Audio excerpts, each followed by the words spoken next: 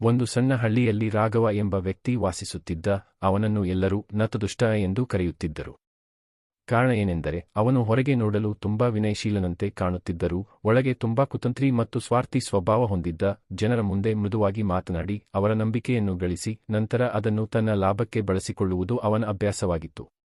ಹಳ್ಳಿಯ ಜನರು ಅವನನ್ನು ಒಳ್ಳೆಯವನೆಂದು ನಂಬಿದ್ದರು. ಯಾರಿಗಾದರೂ ಸಹಾಯ ಬೇಕಾದರೆ ರಾಘವ ಮೊದಲಿಗನೆಯಾಗಿ ಮುಂದೆ ಬರುತ್ತಿದ್ದ.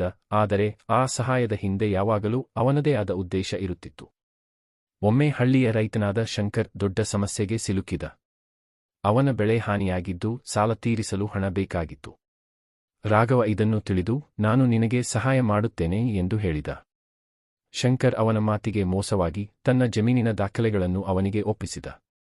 ಕಾಲ ಕಳೆದಂತೆ ರಾಘವ ತನ್ನ ನಿಜ ಸ್ವಭಾವವನ್ನು ತೋರಿಸಲು ಶುರುಮಾಡಿದ. ಅವನು ಶಂಕರ್ನ ಜಮೀನನ್ನು ತನ್ನ ಹೆಸರಿಗೆ ಮಾಡಿಸಿಕೊಂಡು ಶಂಕರನ್ನು ಅಲ್ಲಿ ಹೊರಹಾಕಿದ.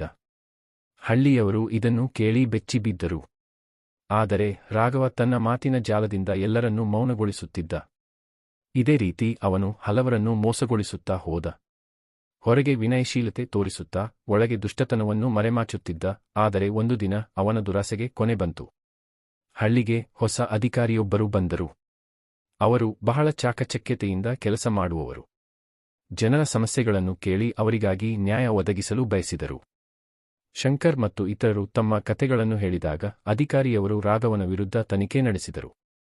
ಎಲ್ಲಾ ದಾಖಲೆಗಳನ್ನು ಪರಿಶೀಲಿಸಿ ಅವನ ಮೋಸಗಳನ್ನು ಬಹಿರಂಗಗೊಳಿಸಿದರು. ಹಳ್ಳಿಯ ಜನರಿಗೆ ಸತ್ಯ ತಿಳಿದಾಗ ಅವರು ರಾಘವನನ್ನು ನಂಬುವುದನ್ನು ನಿಲ್ಲಿಸಿದರು.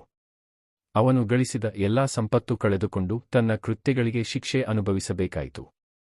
ಅಂತಿಮವಾಗಿ ರಾಘವ ತನ್ನ ತಪ್ಪನ್ನು ಅರಿತುಕೊಂಡನು. ಹೊರಗಿನ ವಿನಯಶೀಲತೆ ಮಾತ್ರ ಸಾಕಾಗುವುದಿಲ್ಲ, ಒಳಗಿನ ಸತ್ಯ ಮತ್ತು ನೈತಿಕತೆ ಮುಖ್ಯವೆಂದು ಅವನಿಗೆ ಗೊತ್ತಾಯಿತು. ಆದರೆ ಆಗಾಗಲೇ ಅವನು ಎಲ್ಲವನ್ನೂ ಕಳೆದುಕೊಂಡಿದ್ದ.